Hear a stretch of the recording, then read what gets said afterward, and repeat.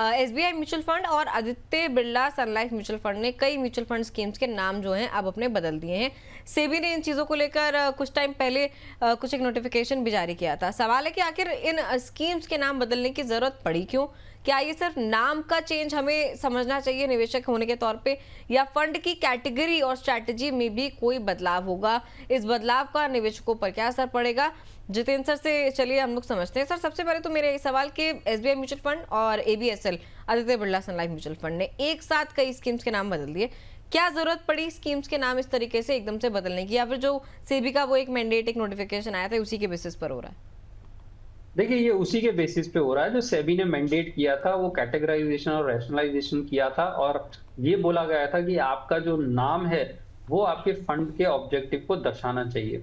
और उसी की इम्प्लीकेशन है कि ज्यादातर आपने पाया होगा कि ज्यादातर फंड जो है वो नाम चेंज हो रहे हैं उनके, और नाम से ही उसके स्कीम के ऑब्जेक्टिव का डिफाइन होगा। यानी कि आप नाम देख के ये पता लगा पाएंगे कि वो फंड का एक्चुअल मैंडेट क्या है, वो फंड किस तरफ जो है टिल्टेड होगा। तो ये जो है ये सिर्फ नाम चेंज है, ये बिल्कुल भी नहीं है कि उसका कोई ऑब्जेक्टिव चेंज हो रहा है या इन्वेस्टमेंट स्ट्रैटेजी चेंज हो रही है। हाँ, इस रीकैटेगराइजेशन और रैशनलाइजेशन में ऑप्शन जरूर है कि फंड को मिक्स किया जा सकता है या फंड चेंज किया जा सकता है, वो हो सकता है अगर वो उस कैटेगरी में सूट नहीं करता है। लेकिन अभी के हाल में जो नाम चेंज हुए हैं ये ज्यादातर उसी का इम्पैक्ट है कि जो रिकैटेगराइजेशन और रैशनलाइजेशन हुआ, फंड के नाम चेंज किए गए हैं जिससे कि उनका मैंडेट जो है वो क्लियरली पता लग सके। तो सर, ये जिस तरीके से जैसे एसबीआई ने इक्विटी हाइब्रिड फंड का नाम बदलकर अब एसबीआई एग्रेसिव हाइब्रिड फंड कर दिया, आदित्य बिरला सन लाइफ ने जो है इक्विटी हाइब्रिड 95 फंड था उनका एक, उसका नाम एग्रेसिव हाइब्रिड फंड उन्होंने भी कर दिया। तो इसमें कोई भी स्ट्रैटेजी जो है वो चेंज नहीं होगी? मतलब ऐसा कुछ नहीं होगा कि इक्विटी का हिस्सा कम ज्यादा कर सकता है फंड, इसमें फंड मैनेजर इसमें? नहीं, देखिए, इसमें समझिए, अगर नाम इक्विटी हाइब्रिड है, ओके, तो पहली बात तो हाइब्रिड है और इक्विटी का एक्सपोजर उसमें रहेगा। लेकिन जब हम हाइब्रिड फंड्स की बात करते हैं तो डिफरेंट इक्विटी एक्सपोजर पे आते हैं। कुछ फंड में इक्विटी एक्सपोजर 20% 25 तक रहता है, कुछ फंड में 40-50% तक रह सकता है, कुछ फंड में 65% एंड अबव होता है, 70% से ज्यादा एक्सपोजर रखते हैं। अब जो 75% से ज्यादा एक्सपोजर होगा वो ऑलरेडी एग्रेसिव है, तो इसलिए ये नाम चेंज जब आप करते हैं, और जो अब नाम निकल के आया तो उसमें क्लियरली इन्वेस्टर को पता है कि एग्रेसिव हाइब्रिड का मतलब है इसमें इक्विटी एक्सपोजर हाई होने वाला है। और अगर कोई कंजर्वेटिव हाइब्रिड होगा या बैलेंस हाइब्रिड होगा तो उसमें पता होगा कि उस फंड में जो है इक्विटी एक्सपोजर कितना होगा। तो जैसा मैंने कहा कि वो नाम से जो है उसका इन्वेस्टमेंट ऑब्जेक्टिव नजर आ जाएगा। ठीक है, जैसे कई डेट फंड्स के नाम भी बदले गए हैं। एसबीआई डायनामिक बॉन्ड फंड से एसबीआई डायनामिक टर्म फंड हो गया, आदित्य बिरला सन लाइफ डायनामिक बॉन्ड फंड भी अब डायनामिक टर्म फंड हो गया है। सर, इन्वेस्टर्स जो है अब ये नाम पढ़ेंगे तो रिस्क और इन्वेस्टमेंट स्ट्रैटेजी जो है, रिस्क खास करके अगर मैं देखूं, इन्वेस्टमेंट स्ट्रैटेजी तो चलिए ठीक है, रिस्क समझने में भी क्या उन्हें मदद मिलेगी कि इस फंड में इस तरीके का रिस्क मुझे सामना करना पड़ सकता जी है? हाँ, बिल्कुल मिलेगी। डायनामिक बॉन्ड, डायनामिक टर्म, तो जहां जो सेबी ने किया है वो ये कि जो भी आपका इन्वेस्टमेंट मैंडेट है और जिस तरह के इन्वेस्टमेंट आप करते हैं वो आपके नाम से जो है क्लियर हो जाना चाहिए। अब अगर डायनामिक बॉन्ड है तो डायनामिक बॉन्ड से इन्वेस्टर सिर्फ इतना ही पता लगा सकते हैं कि बॉन्ड फंड में निवेश होगा, लेकिन जो है निवेश जो है डायनामिक रहेगा। अब एक्चुअल डायनामिक क्या है और क्या टर्म होगा इनके बॉन्ड्स का, क्या ये एक फिक्स टर्म होगा या ज्यादा बड़ा टर्म होगा, तो उसके लिए ये सब जो है नाम चेंज किए गए हैं। जैसे भी आज की डेट में आप गिल्ट में दो ऑप्शन पाते हैं, एसबीआई गिल्ड, कोई भी गिल्ड फंड है या फिर कोई भी जो है जो डेटेड फंड आए हैं जिनका एक फिक्स हॉराइजन होता है, तो दोनों के नाम जो है आप अलग पाते हैं। तो इसलिए जो नाम चेंजेस हुए हैं ये इसीलिए किए गए ताकि इन्वेस्टर्स को आसानी हो पता करने में कि ये फंड एक्चुअली क्या करने वाला है और मुझे क्या इसमें मिलेगा, यानी कि इसमें रिस्क क्या होगा, रिटर्न क्या होगा, ये थोड़ा बेहतर पता लगा सकते। तो सर, क्या नेम चेंज होने के बाद इन्वेस्टर्स को अपनी पुरानी स्कीम को बेचकर नए नाम वाली स्कीम दोबारा से चुननी पड़ेगी? क्या इन्वेस्टर की तरफ से कोई एक्शन लेने की जरूरत पड़ेगी? नहीं, इसमें इन्वेस्टर को कोई एक्शन नहीं लेना है। इसमें कोई ना, सिर्फ नाम चेंज हुआ है, उनके पोर्टफोलियो में वो नया नाम दिखने लगेगा। ना तो इसमें कोई ऑब्जेक्टिव चेंज हुआ है, ना मैंडेट चेंज हुआ है, ना ही जो है उसमें यूनिट्स में बदलाव होगा, ना ही एनएवी में कोई बदलाव होगा, तो उसमें कोई चेंज नहीं होगा। केवल नाम चेंज होने से इन्वेस्टर के लिए कोई एक्शन नहीं होता है। हाँ, अगर नाम चेंज इस हुआ है और उसमें इन्वेस्टमेंट ऑब्जेक्टिव चेंज हुआ है, इन्वेस्टमेंट मैंडेट चेंज हुआ है, तो ज़रूर इन्वेस्टर्स के लिए एक्शन बन जाता है कि उसको देखना होता है कि अब जो इन्वेस्टमेंट मैंडेट हुआ है, क्या वो मेरे इन्वेस्टमेंट ऑब्जेक्टिव में फिट बैठता है या नहीं। ठीक है सर, चलिए आगे बढ़ते हैं। ये हमने सर की टिप्पणी ले ली हमारी आज की इस ताज़ा खबर पर। ये आज ही फ्रेश खबर आई थी कि बहुत सारी स्कीम्स के नाम जो हैं अब चेंज हो गए हैं। आपको कुछ करना है, नहीं करना है, किस तरीके से आपको मदद मिलेगी बेहतर तरीके से फंड को समझने में, सर ने क्लैरिटी दे दी है। इस बीच हमारे एक दर्शक है तुषार सर, ये अभी स्टेप अप टॉप अप की जो बात हो रही थी हमारी, उसी पर सवाल है इनका। कह रहे हैं मार्केट की करंट सिचुएशन को देखते हुए टॉप अप और स्टेप अप या फिर इन दोनों में से क्या बेहतर है? अगर मौजूदा बाजार को हम देखें, लगातार वोलेटिलिटी हमें मार्केट में नजर आ रही है, क्या करना चाहिए? देखिए, स्टेप अप स्ट्रेटेजी को अगर आप समझेंगे तो step up strategy generally regular frequency होती है। यानी कि जब आप एसआईपी करते हैं, मान लीजिए आपने 1000 रुपए की एसआईपी की और आपने स्टेप अप किया कि हर साल जो है 5-10% से एसआईपी बढ़ती रहेगी, तो वो रेगुलर बढ़ती रहती है। जब आप टॉप अप करते हैं तो आप अपने आप करते हैं, वो डिसीजन आपका होता है, उसमें लमसम निवेश हो जाता है।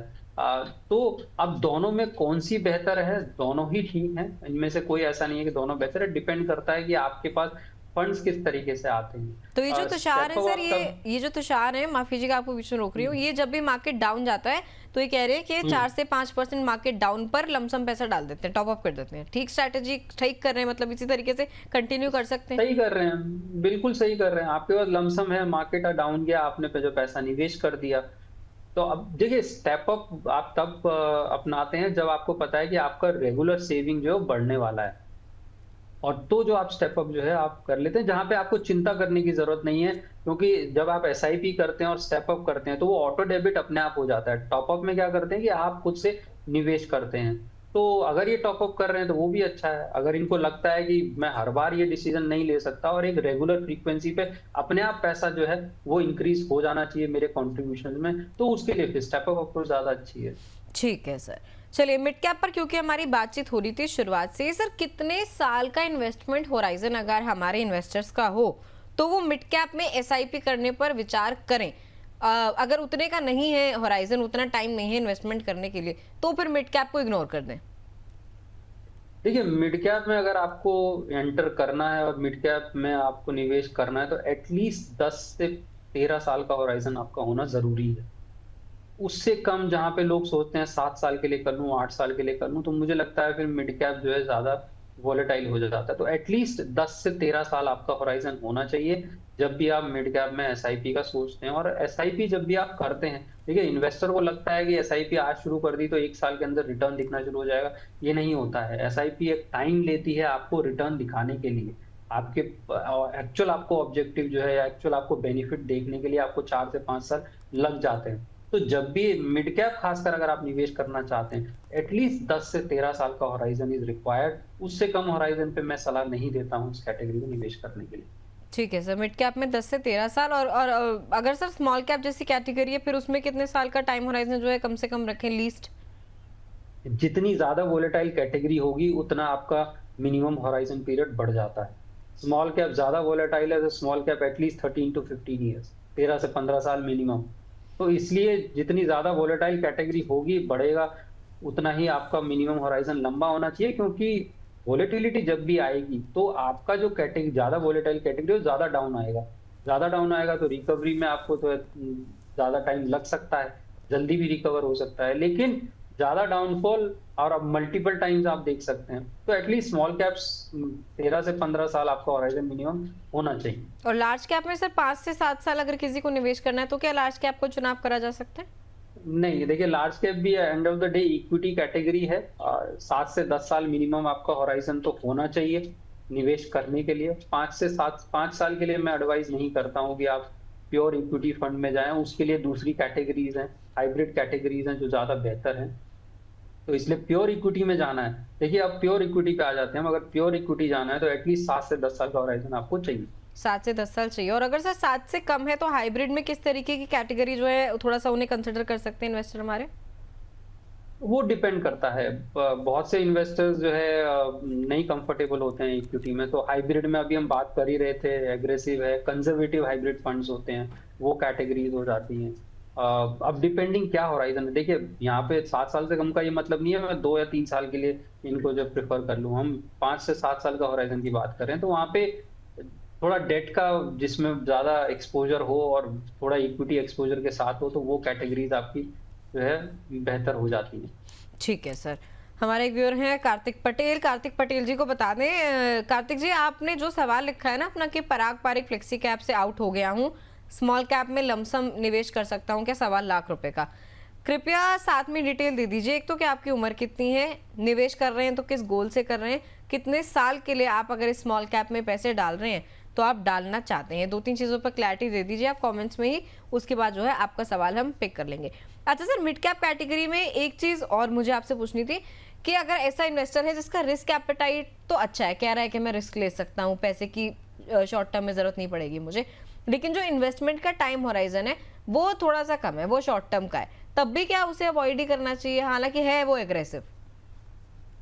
शॉर्ट टर्म में तो इक्विटी अवॉइड ही करना चाहिए। आप जितने भी अच्छे नॉलेजेबल इन्वेस्टर हो, इक्विटी मार्केट्स आप किसी को नहीं पता है। और शॉर्ट टर्म में देखिए अभी हम बात कर रहे थे, एक रेंज मैंने बताई थी।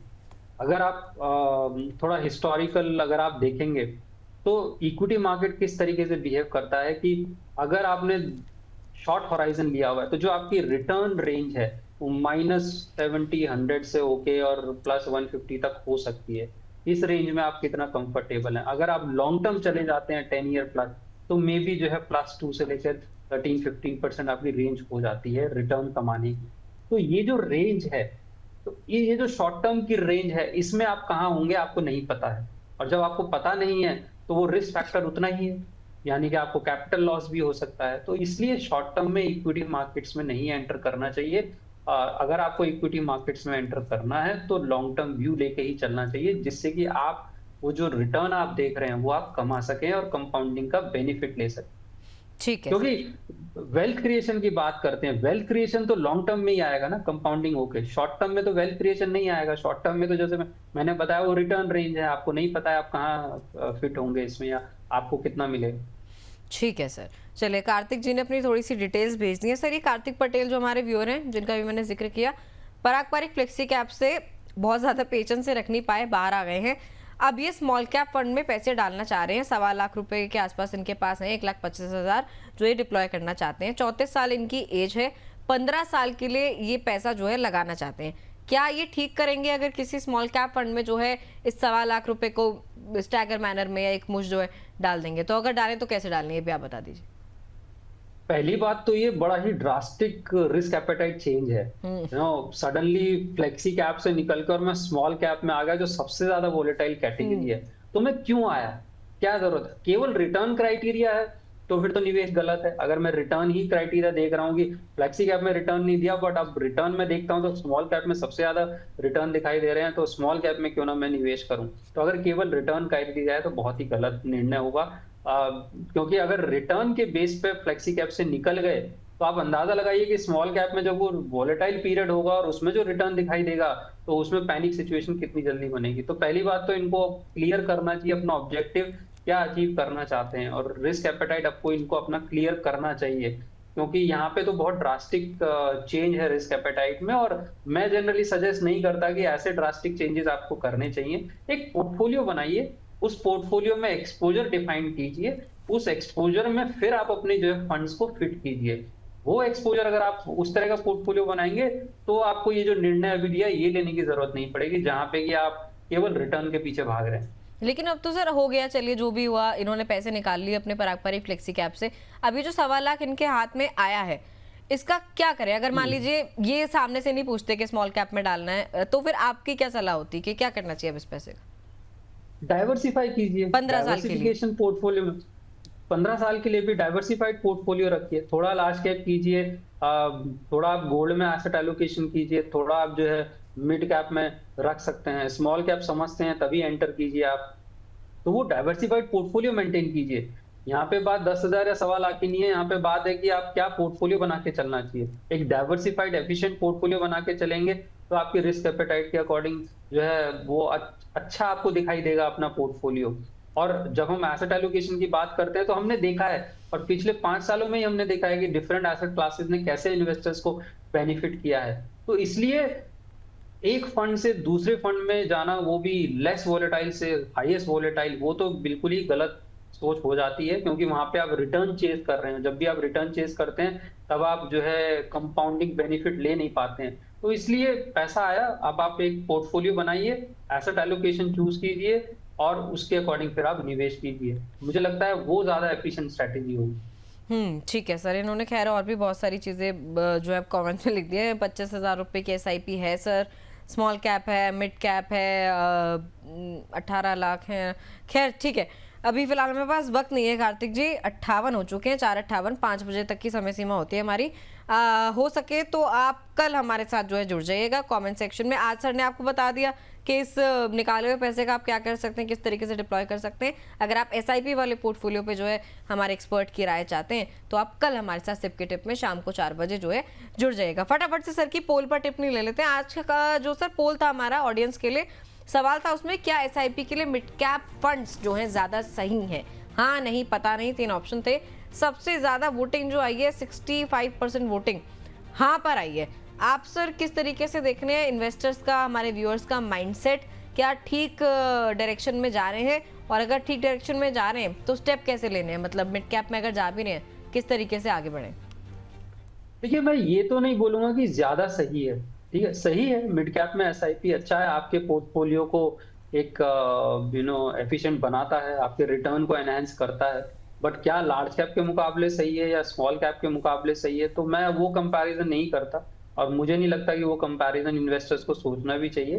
पोर्टफोलियो बनाइए, उसमें लार्ज कैप भी रखिए, मिड कैप भी रखिए, और जो है दूसरा एसेट क्लास भी रखिए, तो जो है ज्यादा एफिशिएंट बनेगा। क्योंकि केवल हमने मिड कैप के रिटर्न देखे हैं, हमने ये नहीं देखा अभी 10 साल के अंदर क्या वोलेटिलिटी रही है और उसमें कितने इन्वेस्टर्स एक्चुअली में निकल गए। देखिए, सबसे बड़ी बात है कि जो 10 साल का होराइजन है उसमें कितने इन्वेस्टर्स बने रहते हैं, और हमेशा डिफरेंस होता है कि क्या फंड रिटर्न दे रहा है और क्या इन्वेस्टर्स को मिल रहा है। और उसका कारण ये है कि इन्वेस्टर्स उतने लंबे समय तक नहीं रह पाते हैं। तो SIP सही है मिड कैप में, बट एक एसेट एलोकेशन के अंदर। ठीक है सर, चलिए, thank you so much Jitendra sir, आज के शो में आप जुड़े और तमाम चीज़ों पर क्लैरिटी दिया आपने। बहुत सारा डेटा था मिड कैप को लेकर, फ्लेक्सी कैप पर भी हमने बातचीत करी, साथ ही वो जो नेम चेंजेस जो हो रहे थे फंड के, उसे लेकर भी क्लैरिटी जो है एक निवेशक के तौर पर हमारे दर्शकों को चाहिए थी। Thank you so much sir. धन्यवाद।